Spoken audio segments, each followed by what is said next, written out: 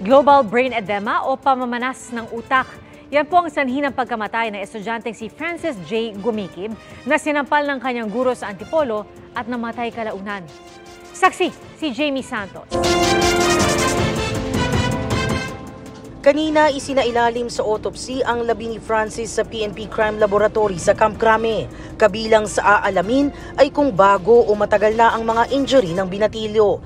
I-x-ray rin ito para makita kung may nabaling mga buto. Aabutin ng 7 araw bago ilabas ang resulta na siyang gagamitin ng Antipolo Police para mapatibay ang isasampang reklamo laban sa guro. 2 testigo kaugnay sa insidente ang hawak na raw ng pulisya. Sabi ng kanyang ina, wala siyang alam na sakit ng anak bago ang insidente. Unang beses lang din daw itong naospital. Sintomas po na lumabas sa kanya. Pagsusuka, pag sumakit daw ang ulo niya, parang maraming gumagapang sa kanang tainga niya, maraming gumagapang tapos sobrang sakit daw po talaga ng ulo niya, pati mata niya ng lalabo. Nung na-admit na po kami sa ER, sumuka po siya ng dugo 2 beses. Base sa death certificate, global brain edema o pamamanas ng utak ang lumalabas na dahilan ng pagkamatay ni Francis. Nakitaan din siya ng pagdurugo sa utak, presumptive pulmonary tuberculosis at child physical abuse. Kahapon, bumisita sa punerarya ang principal at ilang guro ng Peña Francia Elementary School. Hindi kasama ang teacher na nanakit umano kay Francis.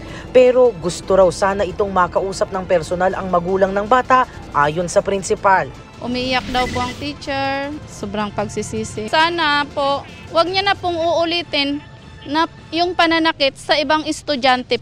Kung sakaling hindi niya man po ito sinasadya, wala din po akong magagawa. Tuloy pa rin po ang kaso. Patuloy na sinisikap ng GMA Integrated News na makuha ang panig ng guro.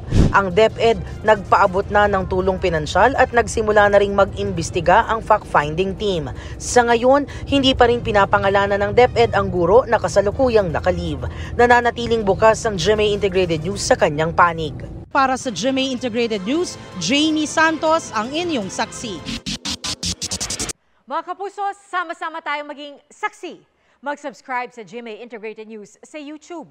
Para sa mga kapuso abroad, samahan niyo kami sa GMA Pinoy TV at sa www.gmanews.tv.